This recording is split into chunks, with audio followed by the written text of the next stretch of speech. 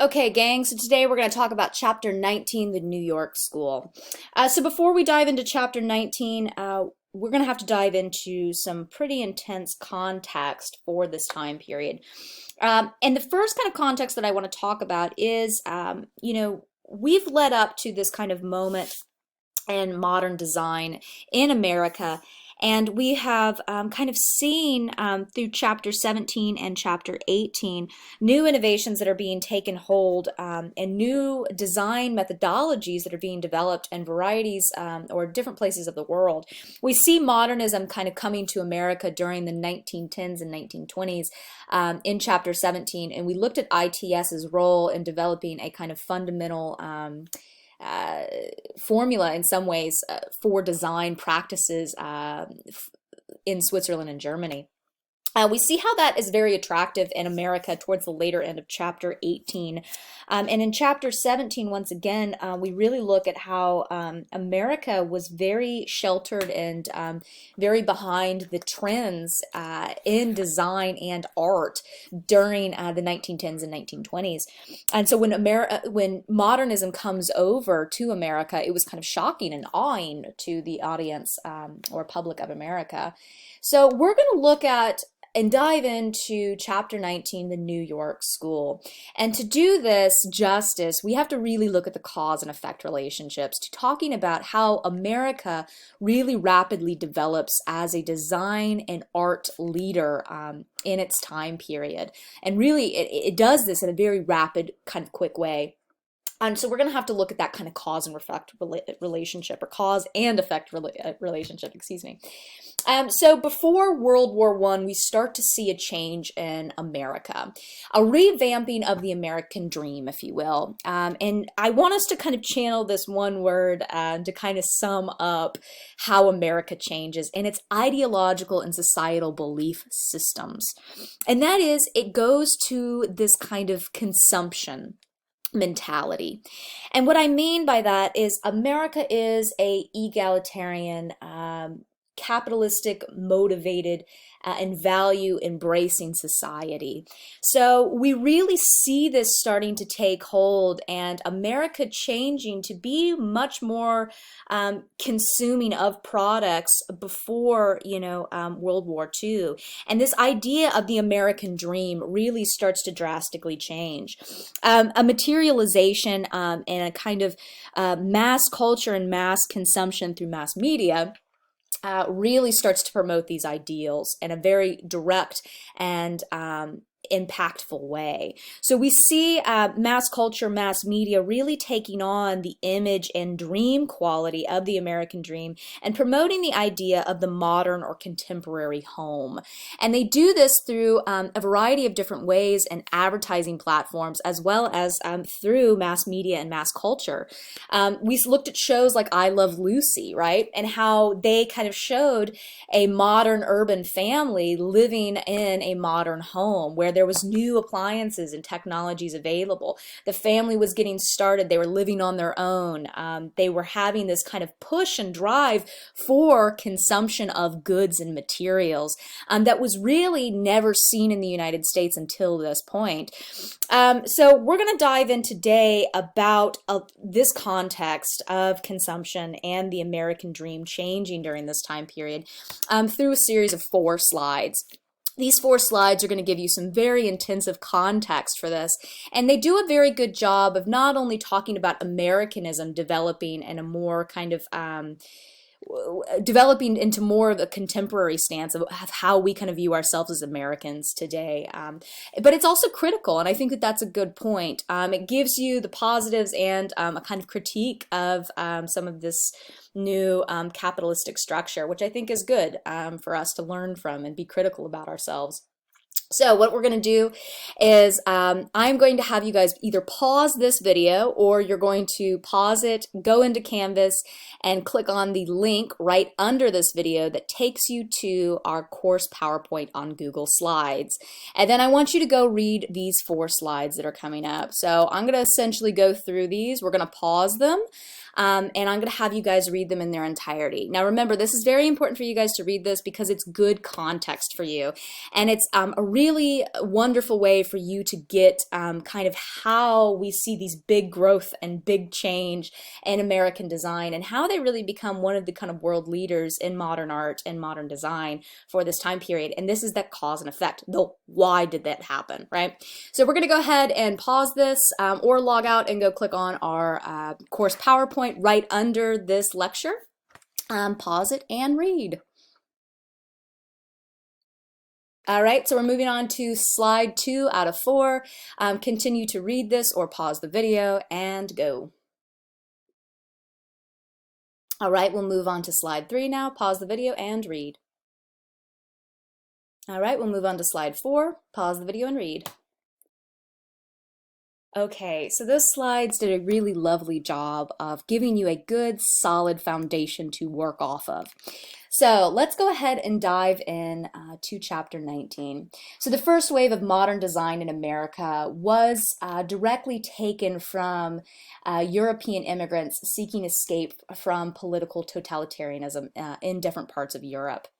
So that kind of mass exodus that happened of both European designers, illustrators, artists, musicians, poets, scientists, who came over to the American shores seeking that kind of refugee kind of status or political asylum, really brought modernism to America. We learned that in chapter 17, right? And we see the kind of first large exhibition with the Armory show in 1913, and how that was one of those starting points where it kind of shocked the public and brought a new sensibility of design and art aesthetics to America that was never seen before.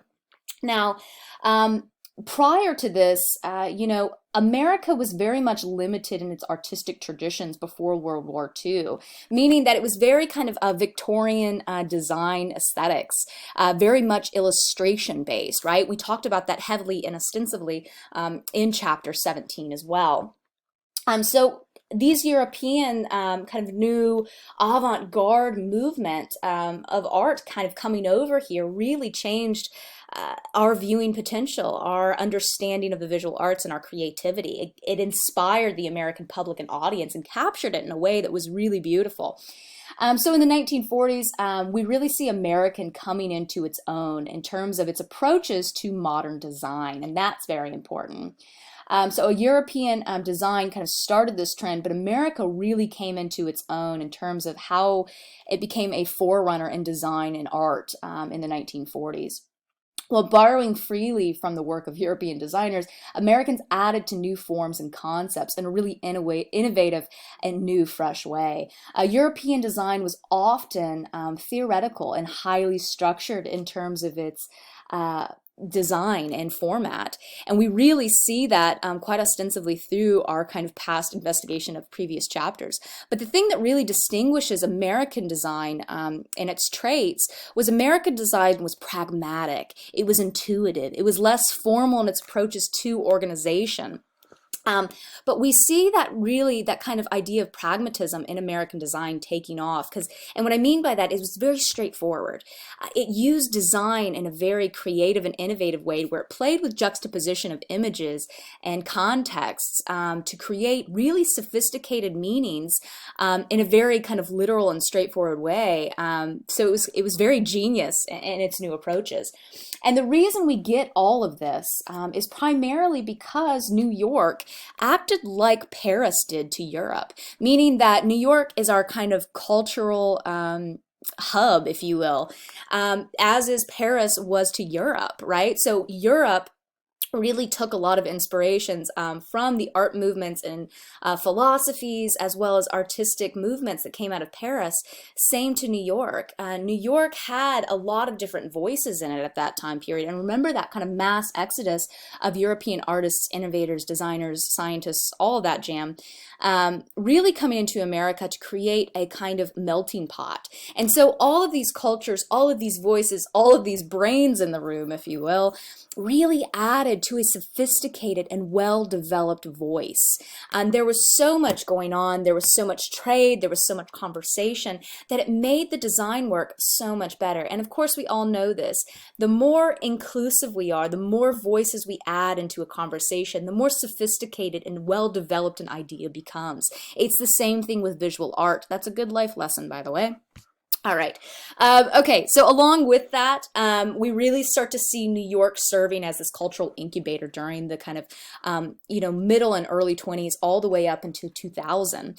So we really see New York being a forerunner in design and art during this time period. And the reason for that is because the United States is an egalitarian society with capitalistic values. So meaning that that kind of promotion of a capitalistic agenda really motivates an artistic tradition that prizes and values highly competitive atmospheres. And the more competitive you are, the more you're going to strive for new innovative ways, new authenticities, a new originality of concept for problem solving and communicating of commercial ideas, problem solving for communication problems in general, and presenting information in a direct and sophisticated way. And so that kind of idea of a competitive marketplace really helps promote new sophisticated design technologies and design ideals that help kind of encompass and push this time period forward.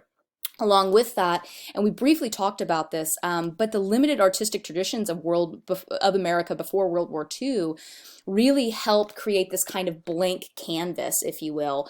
So American audiences were really receptive to new ideas coming into Europe because essentially they were just kind of in this whitewashed territory. So once they got a taste of something, it took off, right? Because essentially sky was the limit at this point. So along with that, the diverse ethnic heritage of America and New York specifically at this time really created a very beautiful kind of voice as well as a sophisticated voice in design and in problem solving. So once again, like I said, that kind of idea of a competitive driven market in a society that really prized technical facility and originality made the design of this time period really boom and foster. So, we can have a lot of critiques of capitalism, but that is a good one there, is that competitive marketplace did strive for a lot of innovation of this time period. So our first artist that we're going to get into in designer is Paul Rand. Paul Rand is a huge, huge figure in graphic design for this time period and just in general. He is a large pioneer for the New York School of Thought. And we're going to look at some of his designs here. So Paul Rand was really inspired by a lot of the modernist movements, and particularly the work of Paul Klee, Vasily Kandinsky, and the Cubists. He looked at the Cubans most oftenly for collage techniques and the way they thought about, breaking down high and low art into one space, as well as the way they also combined forms in new innovative ways. Paul Klee and Vasily Kandinsky, he really turned to for kind of more formal kind of topics, visually kind of looking at the way they use shape, color, space, line, and value in a really kind of intense way. So he was really interested, I think, in terms of some kind of major characteristics, is both using symbolic images and expressive kind of visual content. So we can really see that as a defining feature of his artistic style, and he creates these very playful, visually dynamic, and very expressive kind of works through the way he kind of plays with those formal elements. So we're going to look at this design. That's going to turn our attention to this design, which is the first one that we're going to look at by him, which is essentially a Christmas package. It's a kind of magazine cover, first off, but it's designed to look like a Christmas package. We can see the ribbon being barbed wire here, the shadow of that barbed wire looming over the cover itself. This red tearing of paper where we can see the logo of the magazine cover itself. We see the Christmas card and a date date attached to it with an issue number on it saying Merry Christmas. And this was a very evocative image because, of course, that barbed wire serves as this kind of grim reminder of the spread of global war at this time period. And almost you can see those dots of snow or dots of blood almost kind of being this grim reminder of the horrors and terror along with that kind of symbol. So this is kind of some of the innovation that I'm talking about. Along with that, we can look at how he combines both photo montage and collage elements. And this is something very sophisticated, I think, that Americans do really well in their designs at this time period, as that we see this freedom of experimentation and this liberation of the arts in general. They feel free to experiment. They feel free to play. They combined mediums. They do wacky things. They experiment. They take chances.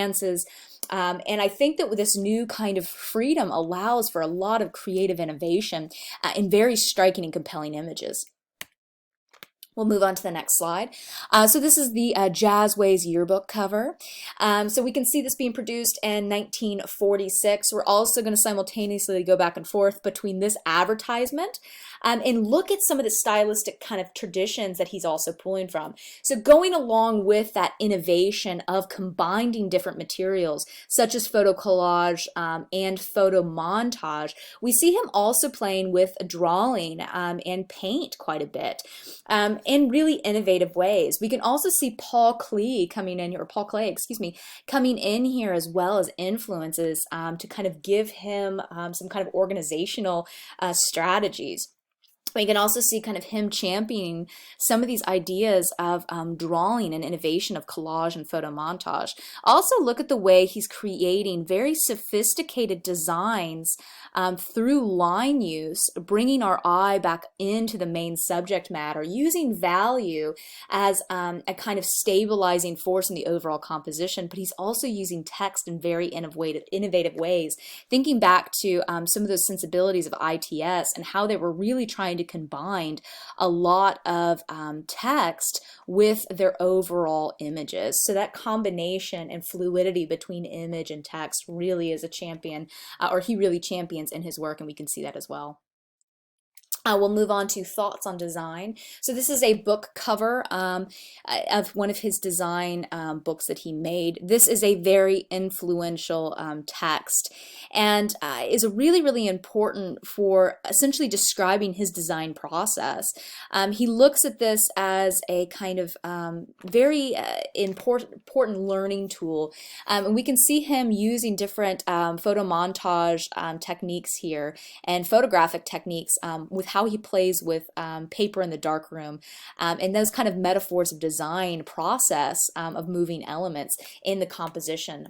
So we can really kind of see how he's championing that space, how he's creating very innovative and very beautiful design works, while also kind of having a little bit less structure to them versus, some European designers. This does look modernist, but at the same time, it's breaking rules, it's breaking conventions. So it has this freshness to it. I think this is going to be the last one that we look of his work. This is a film poster, No Way Out. This is a very famous kind of film piece of the time, or cinematic film of the time, and it came out in 1950. But it was a psychological thriller, first off. So it's a really interesting movie. If you guys want to go watch it, you can probably find it for free somewhere. But anyways, it is a good film. But this was a really radical poster. And so we can see a lot of those kind of modernist ideas and kind of structuring of how he's thinking about formal elements such as shape and form in this poster, but he's also combining photo montage. He's playing with symbolism, right? So we have this kind of psychological thriller of that kind of corner of the bedpost with handcuffs and a woman's eye right in the center, being offcast by the text itself saying no way out with the red arrow. So this is a very new, innovative, and even shocking somewhat kind of poster. And this was very not typical of posters of this time period. But the way he's using signs as a signifier, as well as images and symbols to create meaning, to export us into getting into the terror and kind of summary of what this film is about is really genius. And so this new innovation, this new kind of play of modern kind of sensibilities with new Americanized kind of symbolic uses of metaphor and image are really important here for looking at this work. So I give you guys a nice little summary sheet. Please feel free to stop the video and read this now, or of course you have the link to this PowerPoint, and it's directly listed under our Canvas section of right under this video in particular. So please click on that link. It's highlighted. You can see it really easy there. Make sure you do read through this because there is just some really good content for you guys to look at. So pause the video, read it, or download the link. We're going to go on to our next artist. Okay, so Bradbury Thompson is going to be our next designer that we're going to look at. And now granted, we're not going to be able to hit all of the designers in this unit because there are a lot. So make sure that you are reading this chapter in its entirety to make sure that you're getting all of the context and really looking at all the really amazing designs. Okay. So this is a really fabulous design, and we're going to talk about some of the innovations that Thompson really kind of championed in his work. He got his foundation in Kansas. He worked there for quite a while, in Topeka, that is, and he ended up moving to New York, and where he really kind of took off. He really was known for his experimentation in terms of four-color print publications and the way he manipulated both historical resources or historical techniques of engraving, but as well as the way he thought about color and symbols and how they had power. So we're going to look at, with his limited kind of budgets, how he created new plates, new artworks. And Thompson really used his kind of type space or type print shops to really kind of create a kind of a new way of making images. So we're going to look at that right now. He used a lot of large, bold kind of block prints, you might notice here, of organic and geometric shapes as well as patterns. So this was a very innovative kind of new way for him to kind of experiment with image form and text. He looked at a lot for inspiration for both 18th century and 19th century engraving for designs. So we can see some of those kind of viewpoints of how he looked at design techniques, maybe the way he spaced his pages out, as well as the way he located things on his text or on his canvas for his text, excuse me, overall composition, right? Along with that, large, bold, organic, and geometric shapes were used as the beginnings of graphic and symbolic power of the page. Letter forms and patterns, as you can see in this image, were really engaged with to create innovative designs, creating movement and diversity in his images, while also creating a simultaneous unity through his patterning, right? These dots have the same kind of flow to them. He's using this kind of string as he's dropping down these letters, and it feels like it's all being tethered or held together. So this was something that he was really known for doing. Also, we see large innovations by Thompson in the way he used print processing. So this was a kind of technique, a four-plate technique for printing. So meaning that you would tone up a plate with magenta, cyan, and yellow, along with black to create values. And through those four colors, you'll be able to create every color in the rainbow, giving you, well, pretty much every, right? Pretty much every color in the rainbow. But giving you really sophisticated colors. So what he started to do was play around with that exposure, as well as the kind of format of the prints themselves. He used overprinting of the primary colors, as well as created a kind of stamping technique of them on both sides of this kind of image here. And so it really does have this movement, and we can see that in some of his other designs where he uses this as well. This isn't an image from your book, but I thought that this one showed a lot of that kind of innovation in terms of thinking about color and play. He uses a lot of graphic kind of information in new kind of fun, didactic ways where he stacks the images, creating once again a nice grid system for us. So he's learning and taking from some of those 19th century traditions learned through modernism, to kind of create new interesting ways of balancing an image and organizing visual components. So we can see how he's using some of those kind of impressions of just the one stamping of the color, and how he's also creating kind of visual tension through the buildup of all of the color plates being stacked in this area. So once again too, we can think about ITS with the kind of ordering of the grid, but also that kind of asymmetrical balance that's being very much presented in this image. So here's a little summary of him. Feel free to read this and move on. So this is going to take us to our next designer, Saul Bass. This is a logo from the man with the golden arm. So this was a very innovative poster for a couple of reasons, primarily due to its association with graphic design and its new kind of kinetic sequence that started to change the way that cinema and credits being rolled in a cinematic frame started to work.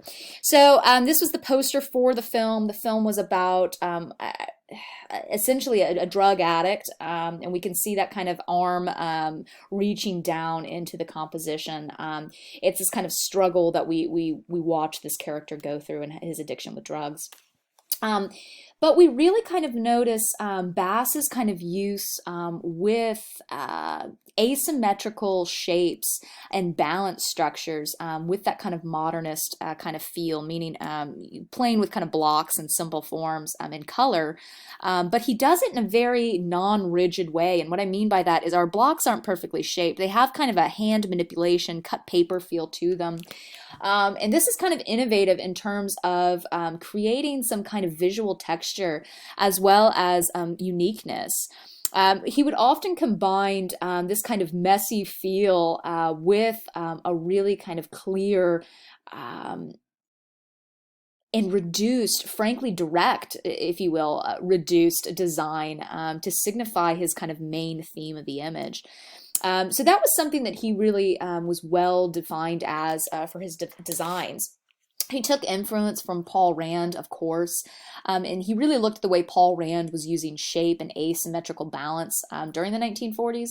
But that kind of important inspiration for Bass, while Rand really kind of carefully orchestrated his compositions using complex contrast and shapes and color, texture, and playing with visual elements and organizing them, Bass really kind of relied on a single kind of dominant image. And we can really see that single dominant image and how he starts to portray that with not only color and framing devices, but with the way he has contrast between the forms. So our arm here is kind of crooked and bent. It's being surrounded by a big empty white space. It's coming out of the largest kind of black square here, and it's being outlined in text. So he really has this kind of hyper focus, if you will, to his design work. Also, he plays with interesting, innovative ways of both combining and collaborating handwritten text with really stylized text, and we don't see it in this example, but we'll look at some. So this is kind of what I was talking about too, with combining new kind of kinetic sequences of these kind of bars in typography to the opening credit scenes of a film. And he became kind of acknowledged as the master of film titles themselves. So he was a real pioneer for organizing process, form, and how that can be transported into time and space in a cinematic way. So this is just some film stills of the rolling credits of the movie, The Man with the Golden Arm. So again, this is just the poster for it, and this is the rolling credit scene. I actually attached a link here. You guys can go on and watch this. Just click on the link. The movie has a bunch of jazz sequence to it, so it's really great. I have it muted on my computer, but there's this kind of beat and percussion and rhythm to it, as you can see. And each time the kind of notes change, we see these kind of bars being inserted into the frame. We have a consistent bar that runs pretty much throughout the image, and then text is added. So this is really kind of the first time we really see graphic design kind of being embraced in the movie sequence in an active, kinetic way. So that's a really exciting kind of thing that he added. This poster designed by Saul Bass for the film Exodus was probably a quintessential kind of Bass design piece. And what I mean by that is that we really see him playing with some lettering techniques that are unique, but he kind of reduces the image down to its simplest components. And of course, this film is about the struggle of the birth of Israel, right? So we see him kind of playing with this two-dimensional logo, as well as this kind of photo manipulation that's happening here, and how it's breaking the frame. We see the simplistic kind of shapes of a gun or a rifle being held up by arms through the flame. So this is a very, like I said, just quintessential Bass piece. It's all framed within a clean kind of blue border, referencing kind of a sky, and as we can see, that sky being burned slowly by the flames. And it's just a very powerful, evocative piece that really gets to the heart of the issue in a very clean, direct way. And I think that this really kind of talks directly to that kind of pragmatic approach that the American modern designers take up during this time period. Okay, so we're going to talk about Sippy Pineless, who was a really kind of pivotal figure for women of design at this time. And we're only going to look at one of her works. But she was a designer during the 1940s and 1950s, and she worked for Glamour and 17, Charm, and Mademoiselle, I believe. So we see her kind of having a very active career and role in graphic design, and she was actually the first woman to be admitted to membership in the New York Art Directors Club. So this was a really kind of big kind of moment for women working in this field and working in the arts during this time, because she kind of broke the glass ceiling in some ways. So that's kind of what I just wanted to talk about her really quick. She was often known for working with illustrators or painters in her editorial works, and she was often used really innovative, kind of clear-cut, direct imagery to really sell new kind of innovative kind of commercial kind of ideas. So this is just one of those kind of things that I'm talking about, the mirrored image, and creating really exciting and compelling compositions. We could see a really strong X between the woman of the umbrella and her arm going up, both on the top part and the bottom portion of the 17 magazine. So very clear-cut design, very innovative, but very clean too. And I think that that's something that really is championed in her work. She often referred a lot to pattern as well as kind of mimicry, I guess that's a good way to say it, in her work. This is going to give you a little bit of a summary of her, so feel free to check that out. Otto Storch is going to be the next designer that we look at. So his work was really kind of innovative in terms of how he thought about text and image working together. So his typography was often unified because of its incorporation and relationship to the photographic medium of his design. So we've got right here, and this is, I think, a perfect example of what I'm just talking about. We've got these blocks of kind of frozen vegetables, and the text appears as frozen blocks within the same kind of equal distance and proportion to those frozen blocks of food in question. He also would incorporate really innovative ways of placing the title of an article in the actual images themselves. And so we see this really kind of tight and very integrated kind of use of typography and photographs and a cohesive kind of system.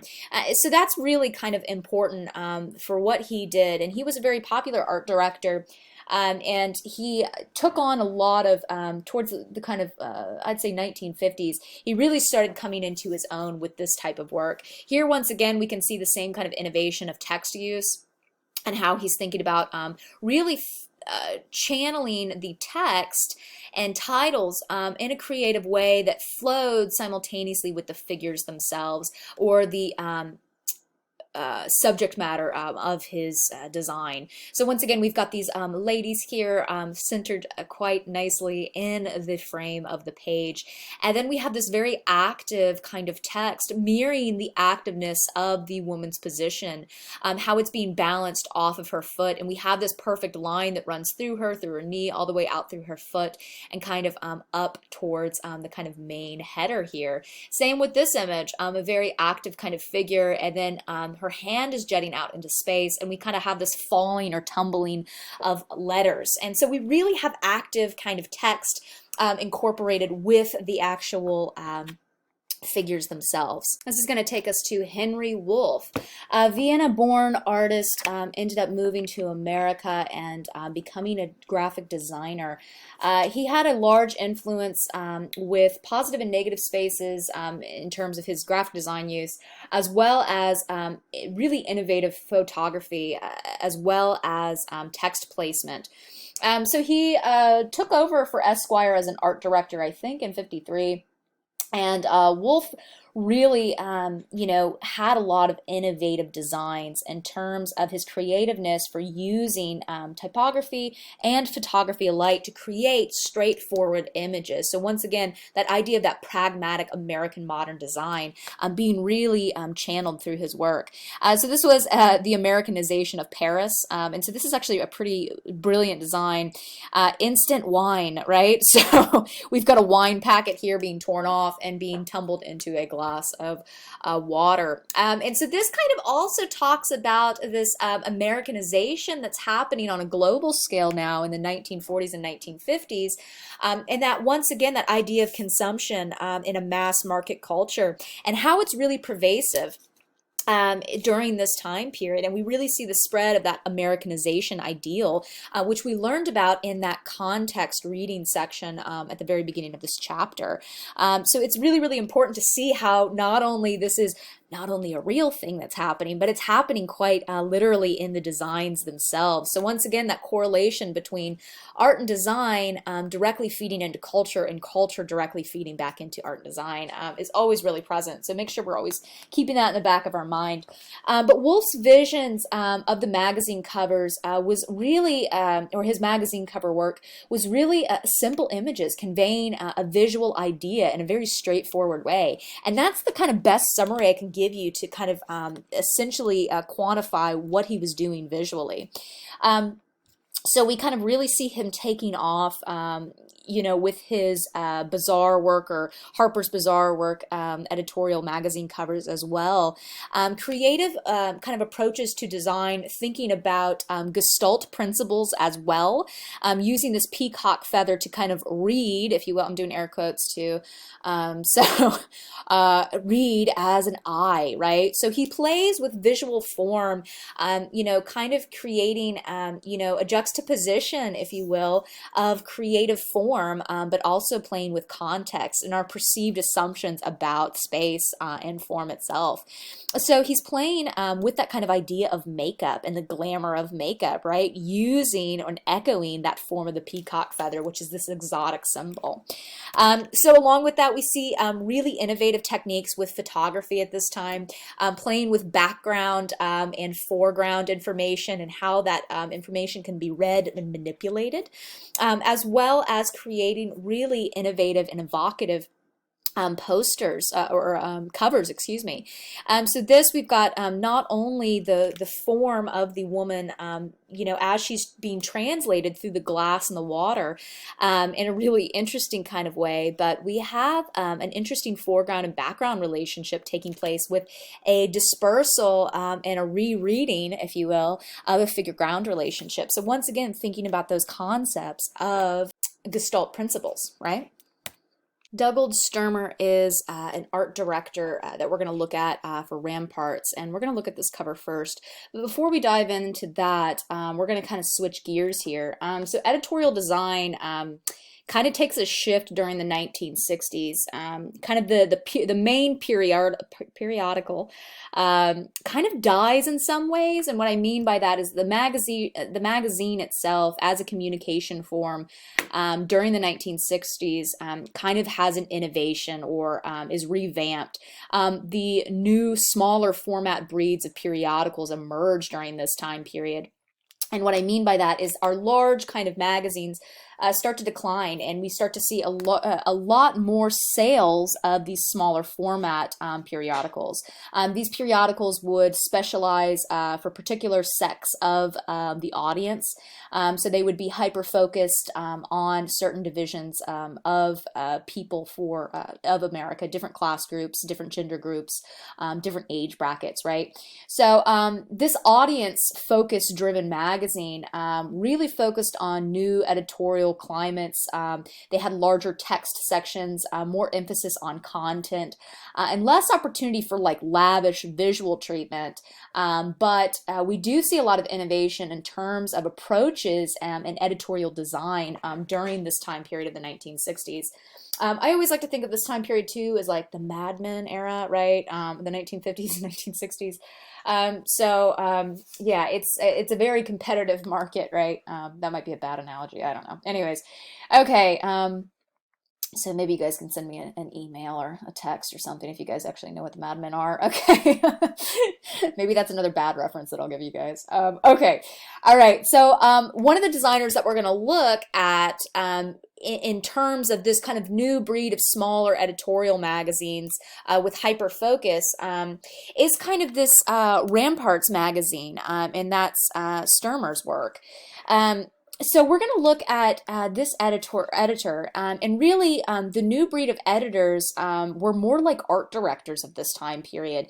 And so they took on this kind of direct engagement with design, and so we can see them also popping up now in the 60s and really kind of the latter part of the 1950s too, to be perfectly honest, in a variety of different cities now in the United States, large cities like Atlanta, Chicago, San Francisco, and even in places like Dallas.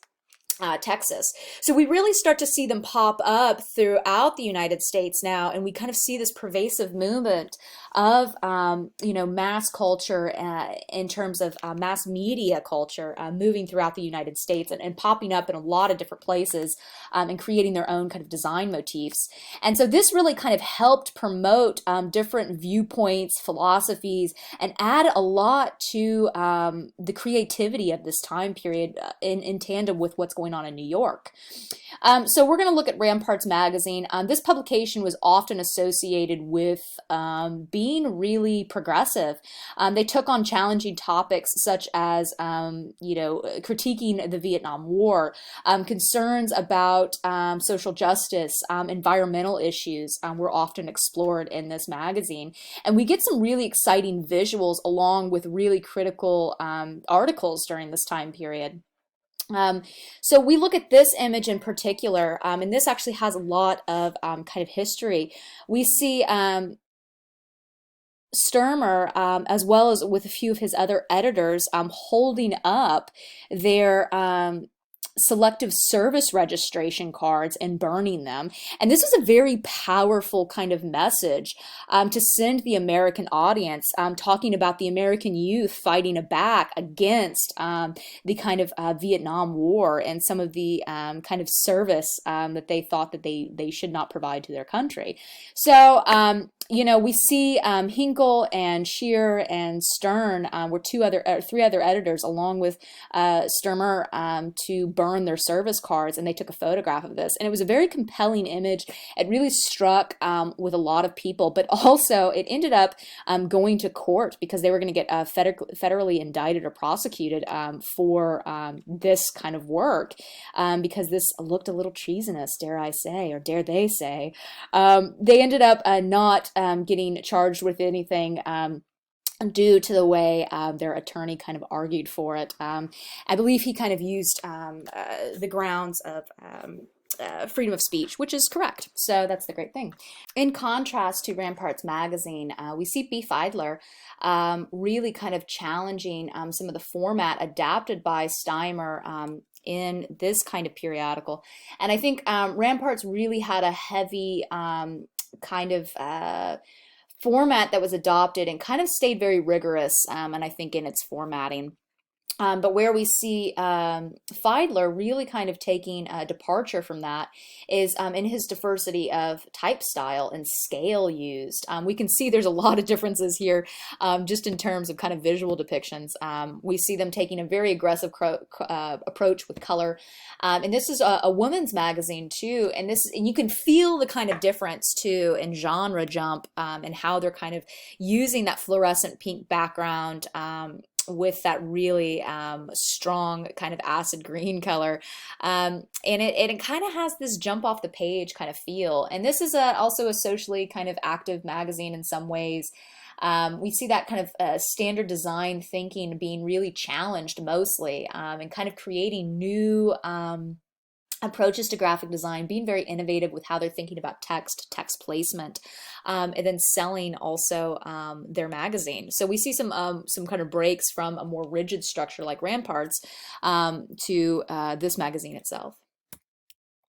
That's going to take us into another periodical that we're going to look at. Mike Salisbury really played with the publication West. It was very it was kind of a subsidiary of a Sunday supplement, I guess, to the Los Angeles Times during the 60s. But when he took this over, it became very popular. It ended up, shutting down. I'm pretty sure after he left it, but he was able to really express California culture. And I wanted to show you this magazine in particular because I think it demonstrates to the diversity that we see across the United States and that freedom that is really being approached with different graphic design styles and sensibilities that are becoming much more regionalized and specific to the location.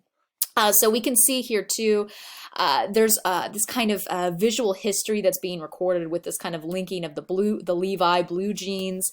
This magazine was also noticed for having orange crate labels and kind of advertisements relating to site-specific fields of California or things that were related to California. So I think this is a good kind of range to show you of that new change to this new editorial design for the smaller kind of magazine and these publications that are being produced in the 1960s and how they change a little bit. So this is going to bring our attention to John Alcorn and innovations to typography that were happening during the 1960s. So this starts with a older conversation with the first photo lettering firm that was established in New York in 1936. So essentially this photo firm, revamped the Rutherford photo lettering machine, which essentially took fonts and exported them or exposed them to film negatives.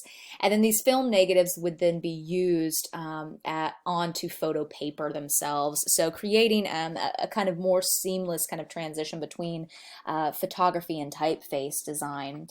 This also had some negative effects when it was kind of invented. It wasn't totally viable in some situations during the 30s and 40s. But during the 1960s, we really start to see photo lettering kind of taking hold. That's mostly due to the fact that it reduced price quite a bit, and they got it to where it was very efficient in terms of replacing older kind of methods of letterpress design, such as using a wood type or metal type to create fonts or letters on a magazine or print. So we really start to see this kind of taking hold. And so we've got this example here of a specimen book. And this is kind of indicative of the time where we see older designs being reevaluated, reinterpreted, and we get a new series of fonts that are really quite fabulous, even being inspired by, hold on one second. All right, sorry guys. All right, come here. All right, so sorry about that. Oh, the joys of working at home. we do see a lot of influences from a lot of different cultures and time periods being re-investigated and re-evaluated for the design aesthetics. Particularly, I'm going to turn your attention to the blue text down here at the bottom. We can see the art and craft movement with their German influences being re-investigated during this time period. Even Victorian fonts being re-evaluated and kind of structured or outfitted to this time period. So the 1960s has kind of another revolution in terms of its font creativity and usage. That's going to turn our attention to our next graphic designer and font master. And that's going to turn our attention to Herb Luebelin. So he is a large figure in terms of his innovation for graphic design. I'm just actually going to turn your attention. Oh, I gotta exit out. That's right. Okay. I gotta turn your attention to some of his fonts actually in the book. So he was really creative in terms of his font usage, and that helped, right? Ah, there we go. Okay, so he was really creative in terms of his font usage. As I mentioned, he really investigated a lot of different font styles. As I just mentioned with Alcorn's work, he really investigated a lot of different styles and time periods of font and kind of created new font styles. He was very innovative in terms of his processing. He would often cut up a lot of these film proofs and then reattach them together. He would cut them up with a razor blade and reassemble them. And so he created very interesting kind of fonts and texts during this time period. So that's going to take us into some of his design aesthetics, and we can look at how he's using font in a really interesting way. So this is a really chilling kind of article because it in some ways kind of forewarns the president's assassination, but it's also the text over here and how he's doing it. This kind of silhouetted isolated white page or background space next to this black font. How he's cutting up the font itself to stick really kind of, this large S kind of sticking into the kind of text body itself. We also can look at his innovations and his designs with how he works with photographers as well as his design aesthetics with this page of Marilyn Monroe here. I think something that we can really use as a main kind of point to summarize his design work is that we often see a wide variety of typeface selection being used to display his visual information. And there is a sensibility that the text itself does contain a aesthetic alignment with the image itself. And so what I mean by that is there is a cohesiveness between the textiles that he's selecting to go with the content of the image.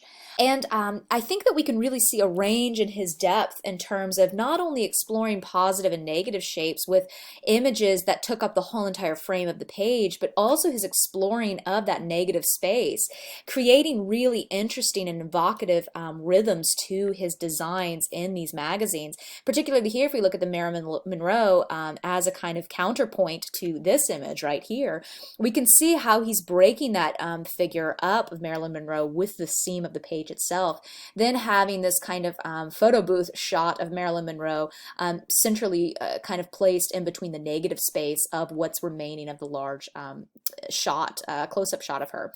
He has some really delicate kind of sans serif curving kind of fonts down at the bottom. Also notice how he plays with color, kind of creating this kind of really lush and lively text to go and match the content of his images. This is going to bring us to our next designer. So George Lewis is going to be the last designer that we really kind of look at in this unit. So we all can take a collective breath and say, yay, we're done. All right, so we're going to end on quite a loud character. George Lewis was known for being very, very active in his persuasive methods and very ostentatious in some ways, and very loud in his design campaigns. And what I mean by that is not only did he create extremely provocative imagery, but he also was just quite a loud figure in general. If he didn't get a poster advertisement that he would want, there's been many recollections where he's actually climbed out of windows and demanded that he get his way. So he was quite a loud figure, but he did produce some really innovative and incredibly provocative and imaginative designs throughout his career.